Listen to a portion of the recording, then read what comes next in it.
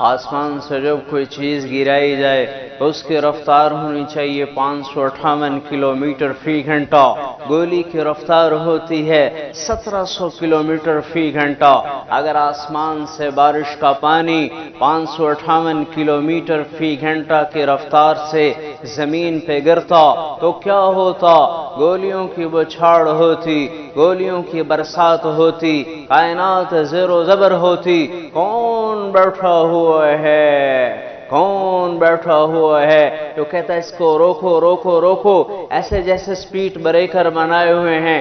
بارش کا پانی ٹکراتے ٹکراتے جب زمین پہ گرتا ہے، دھرتی پہ گرتا ہے، تو وہ 550 کلومیٹر کی رفتار کو ہوا میں ہی گم کر چکا ہوتا ہے، اور صرف 7-8 کلومیٹر فی گھنٹہ کی رفتار سے پانی زمین پہ گرتا ہے۔